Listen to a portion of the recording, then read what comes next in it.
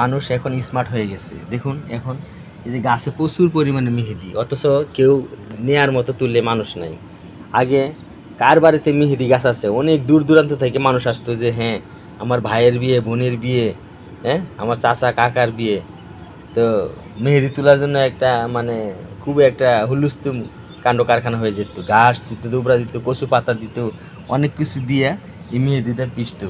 পিষার পরে হাতে যখন দিত লাল টকটকে হয়ে থাকতো, কালো হয়ে যেত। তো আসলে সেই দিনগুলো আর এখন আর নেই, হারিয়ে যেতে বসেছে। এটি একটি সুন্নতি আদব ছিলেন, কিন্তু মানুষ আর এখন সুন্নতি মানে না। এখন মানুষ চায় যে মানে ডিজিটাল যুগ, মানে মডার্ন যুগে পা রাখছে। তো আসলে যত মডার্নের দিকে যাবেন সত্য মনে করেন যে ভালো জিনিসকে আপনি ফেলে চলে আসবেন, এটা গুরুত্ব দিবেন না কেউ ভাই। এটা দেখুন এত সুন্দর গাছ, মেহেদি পাতা অনেক ধরে রাখছে।